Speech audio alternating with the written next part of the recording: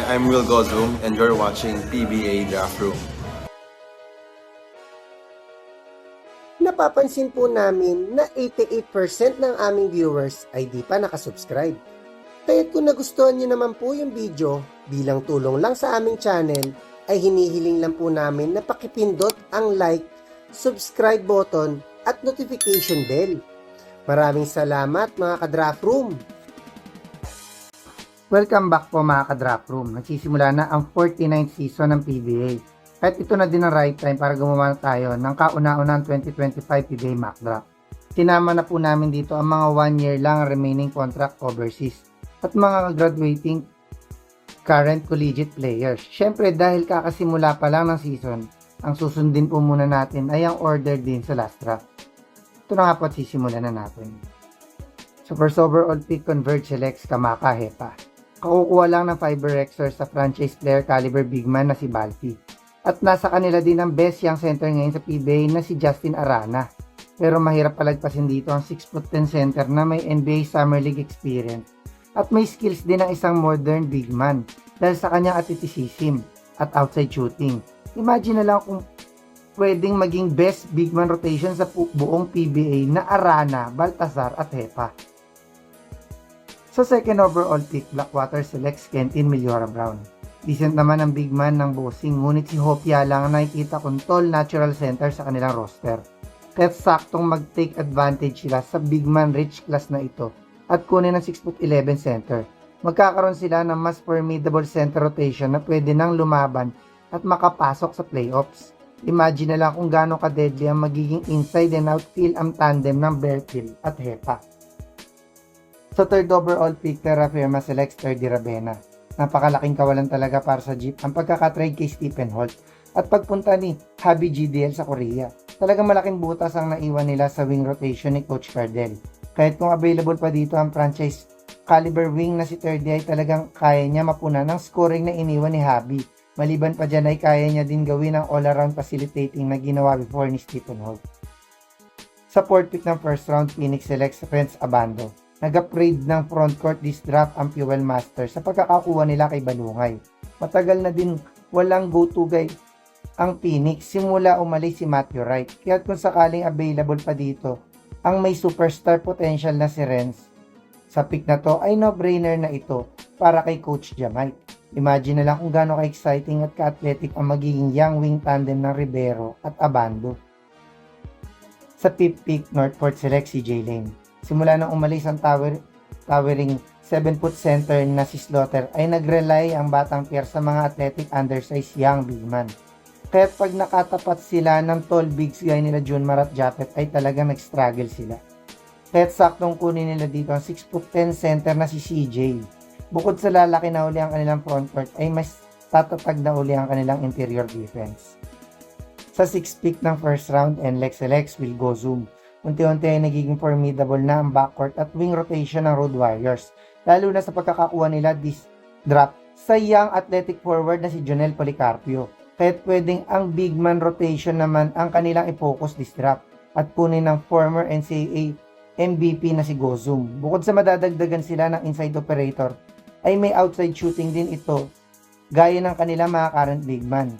Pero malaki din ang posibilidad na si Will ang maging best big man nila agad next year dahil sa kanyang overall skills.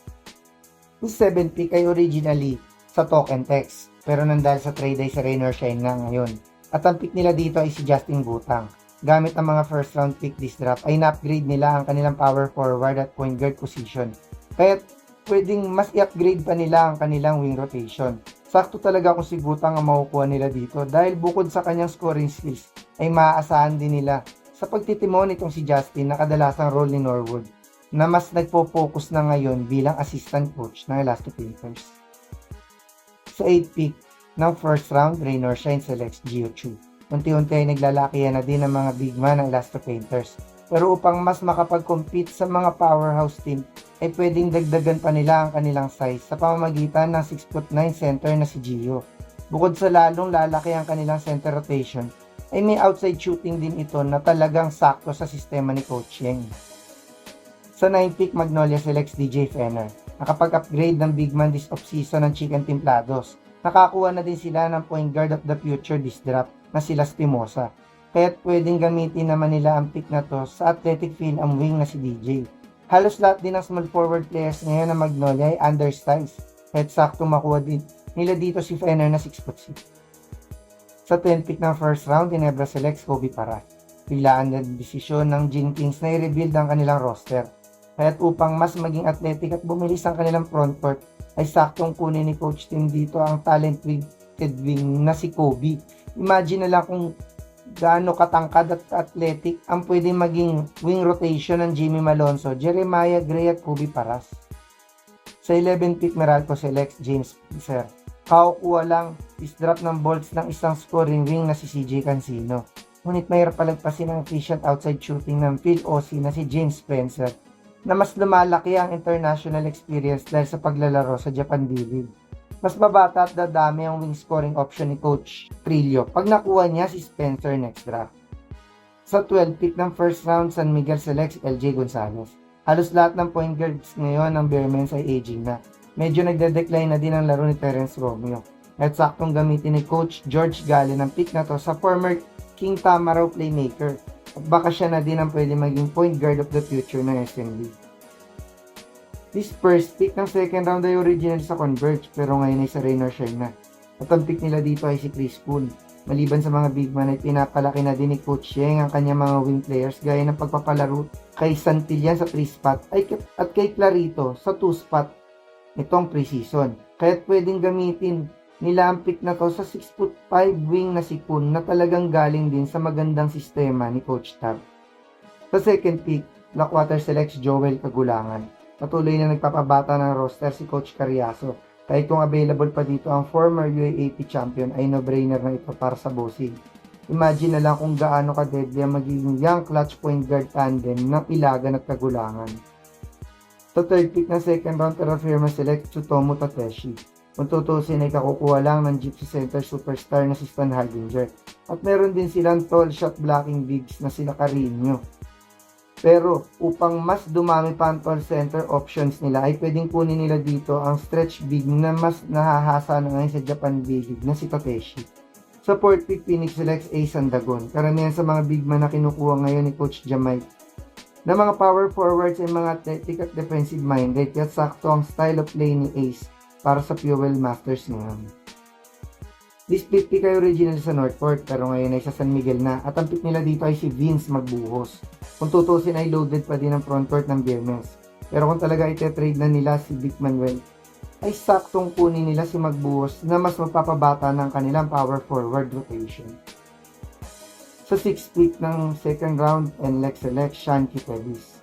Okay naman ang shooting guard rotation ng Road Warriors pero karamihan dito ay mga score first. Kaya pwede rin nila i-consider dito ang high IQ guard na si Kit Tevis na galing din sa MVP group na Ateneo. The 7th pick ay originally sa Token Text pero ngayon ay sa Raynor Shine na at ang pick nila dito ay si Nat Cuseo. Karamihan sa mga second round pick ng Elasto Painters ay mga power forward nung college na plano nila i-convert sa 3-spot na sina Mike Malonzo at Miggy Corteza. Kaya't di na ako magugulat kung kunin ni coaching dito ang hustle guy na si Cuseo. Sa 8th pick ng second round, Raynor Shine selects Lian Ramiro. Dahil sa dami ng kanilang draft pick, ay di na tayo sure kung mapapapirma pa ng Elasto Painters dito ang current starting point guard ng Lasal na si Ramiro. Pero may posibilidad din ito dahil may ilang point guards din ngayon si coaching na galing sa mga champion schools. Sa 9th pick, Magnolia selects Robin Ivey. Nuipis ang guard rotation ng Chicken Templados dahil sa pagkakatrade kay Helalon. Kahit pwede nila i-consider dito ang combo guard na si Naibe na pwede maging upgraded version ni Jihad Mendoza. Sa 10th pick ng second round, Ginebra selects Don Ochea. Hindi na tayo sure kung gagamitin pa ng Gene Kings ang pick na to. Pero kung sakaling kumuha sila ay pwedeng i-consider ni Coach Tim dito si Don na babagay ang versatility sa kanyang triangle offense. Sa 11th pick, Meralco selects Rodel Gravera. Hindi na tayo sure kung makakapirma pa ba ang makukuha nila dito. Pero kung sakaling magka-open spot ay pwede nila i-consider dito ang versatile forward na si Gravera na babagay ang hustle at depensa sa kanilang sistema. This last pick ng second round ay original sa San Miguel pero ngayon ay sa Converge na at ang pick nila dito ay si Joaquin Manuel. Halos lahat ng kinuha ng Converge last draft ay may championship experience sa college ranks kaya malaki ang chance na kunin nila dito ang Lasal wing na si Waki na former teammate din ni Balti. Nagsisimula pa lang ang season, kaya't expect natin na malaki pa ang mababago dyan sa order at madami pang ibang prospects ang talagang biglang tataas ang drop stock. Hanggang sa susunod na lang mga ka-draft room.